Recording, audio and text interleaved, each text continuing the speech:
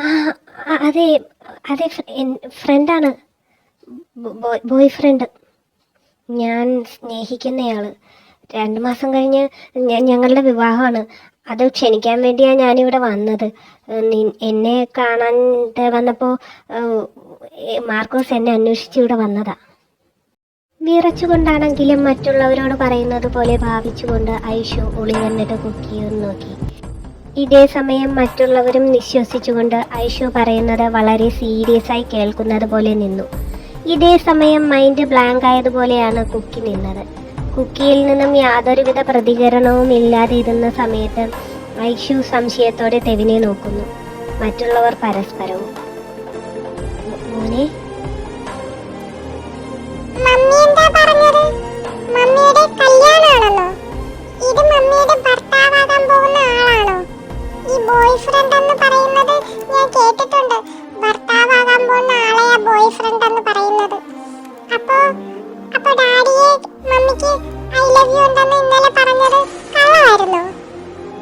എന്ന് പറഞ്ഞുകൊണ്ട് കുക്കിമോൻ പിന്തിരിഞ്ഞു ഓടി. അത് കണ്ട് ജാനറ്റും പിന്നാലെ പോയി. മോനെ മോനെ നിക്ക് കുക്കി. അവർ പോയ വഴിയെ തന്നെ നോക്കി നിൽക്കുകയായിരുന്നു എബ്രഹാമും തെവിനും ഐഷുവും മാർക്കോസും. അയ്യോ പാവം, ആ കൊച്ചിന് വിഷമായെന്ന് തോന്നുന്നു.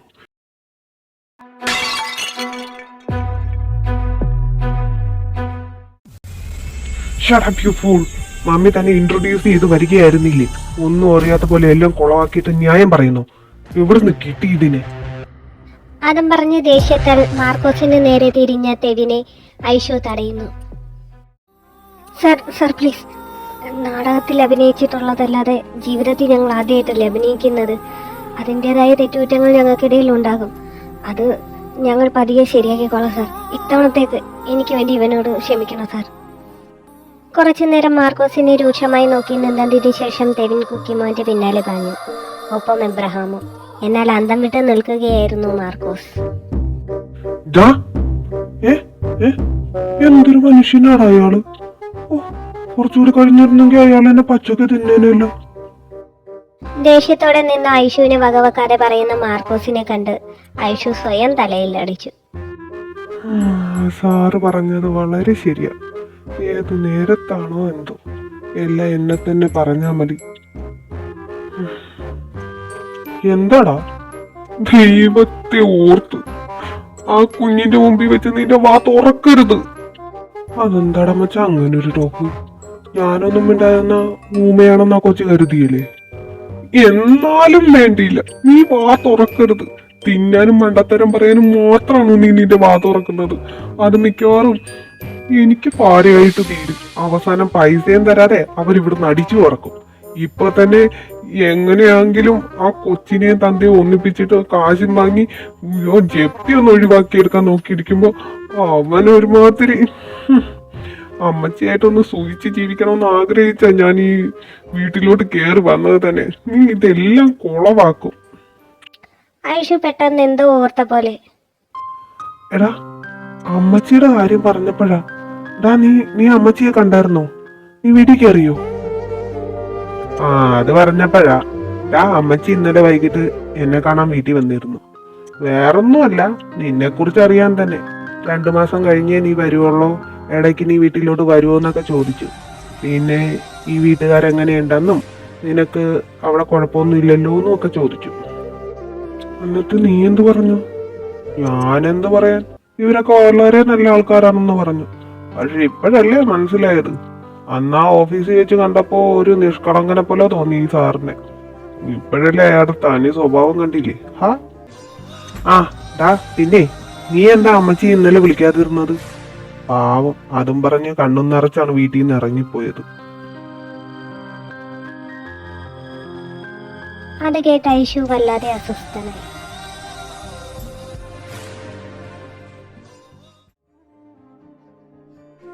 ഇന്നലെ മനഃപൂർവ്വം വിളിക്കാതിരുന്നതല്ലടാ. എന്റെ ഇടവും വലും ആ കുട്ടി പിശേച്ചുണ്ടായിരുന്നു. മമ്മി എങ്ങോട്ടാ പോകുന്നേ, മമ്മി എന്താ ചെയ്യുന്നേ എന്നൊക്കെ ചോദിച്ചോണ്ട്. നിനക്കറിയോ, ഒന്ന് മൂത്രം ഒഴിക്കാൻ പോലും എന്നെ വിടത്തില്ല മര്യാദയ്ക്ക് ആ ചെറുക്കൻ.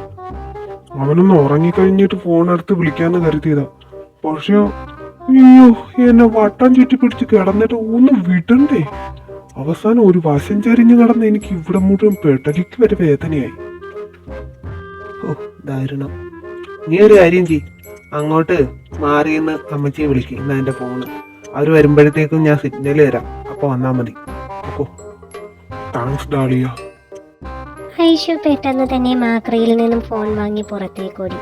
അല്പസമയത്തിന് ശേഷം ഫോൺ കട്ട് ചെയ്തുകൊണ്ട് ഐഷു വീണ്ടും ഹാളിലേക്ക് വന്നു. എന്നാൽ അപ്പോഴും പിണങ്ങിപ്പോയ കുക്കിയും പിന്നാലെ പോയവരും തിരിച്ചു വരുന്നതേയില്ല.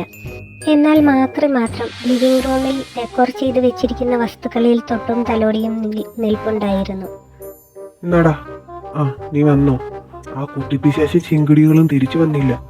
അവരകത്തു എന്ത് ചെയ്യായിരിക്കും? വാ നോക്കാം. അതും പറഞ്ഞ ഐഷു മാക്രിയം വലിച്ചുകൊണ്ട് അകത്തേക്ക് പോയി.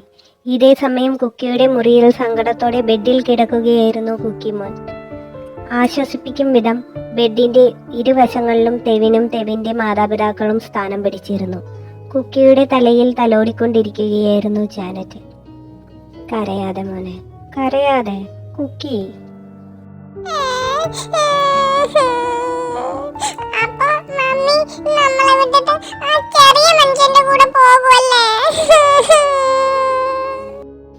അതല്ലേ ഗ്രാനിയും ഗ്രാൻഡ്പയും ഡാഡിയും ഒക്കെ പറഞ്ഞത്.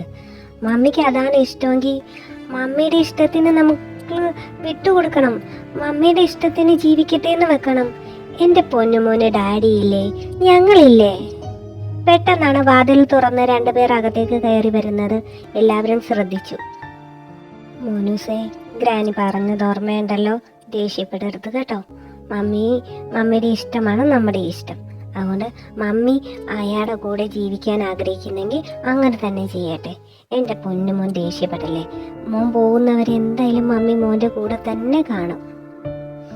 മിതമായ സ്വരത്തിൽ പറയുന്ന ഗ്രാനിയെ നോക്കിയ ശേഷം കുക്കി ദയനീയതയോടെ ഐഷുവിന് നേരെ മുഖമുയർത്തി.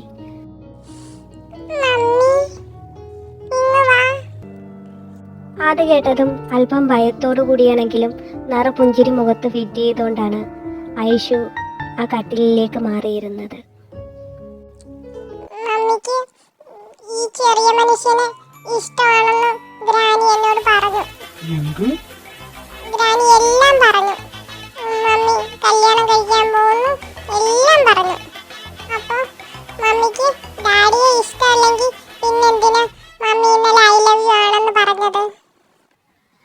അത് മോനെ, നിന്നെ വിഷമിപ്പിക്കേണ്ടെന്ന് വിചാരിച്ച മമ്മി അപ്പോൾ അങ്ങനെ പറഞ്ഞത്. അല്ലാതെ മമ്മിക്ക് ശരിക്കും ഇഷ്ടം ഈ അങ്കിളിനെയാ. അങ്കിളുമായിട്ട് മമ്മി മാരേജ് ചെയ്യാൻ പോകുന്നതുകൊണ്ടാണ് മമ്മി അത്. മോൻ കുക്കി, മമ്മി അങ്ങനെ ഫോഴ്സ് ചെയ്യാതെ. മമ്മിയുടെ ഇഷ്ടത്തിന് മമ്മി ജീവിക്കട്ടെ. നിന്നെ എന്തായാലും ഞാൻ തള്ളിക്കളയില്ല. നിനക്കെന്നും കൂട്ടായിട്ട് ഈ ഡാഡി ഉണ്ടാവും. ഓ നല്ലവനായ ഉണ്ണി.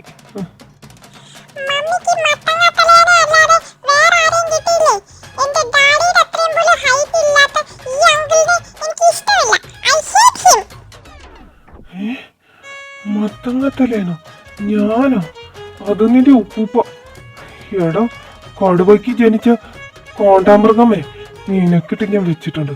പോകുന്നതിനുള്ളിൽ ഒരു ഇരുട്ടടി ഞാൻ നിനക്ക് തന്നിരിക്കൂടാ, കുരുട്ടടക്കായേ കുട്ടിപ്പിശാചേ. മോനെ കുക്കി, ബിഹേവ് യുവർ സെൽഫ്. എന്തൊക്കെയാണ് ഈ പറയുന്നത്? വീട്ടിൽ വന്നു കയറിയ ഒരു അതിഥിയെ അപമാനിക്കുന്നത് ശരിയാണോ? നിന്റെ പ്രായത്തിന് ചേർന്ന വർത്താനമേ നീ പറയാൻ പാടുള്ളൂ. അല്ലാത്ത പക്ഷം ഐ വിൽ പണിഷ് യു. എന്നെ ഇതുവരെ വഴക്ക് പറയാത്ത ഗ്രാൻഡ് പവരെ വഴക്ക് പറഞ്ഞു. അത് ഈ ചെറിയ മനുഷ്യൻ കാരണം. നോക്കിക്കോ, താൻ വാലിൽ തീ കൊളുത്തിയ പോലെ ഇവിടെ ഓടിച്ചു വിട്ടില്ലെങ്കിൽ എന്റെ പേര് കുക്കിയെ നല്ലടോ. ഇവനെന്താ ഇങ്ങനെ നോക്കുന്നത്? എന്ത് കുന്താണോ അവൻ കുരുട്ട് തലയിലിട്ട് പുകച്ചോണ്ടിരിക്കുന്നത്? എന്തു തന്നെ ആയാലും ഞാനിച്ചിരി കരുതിയിരിക്കണം.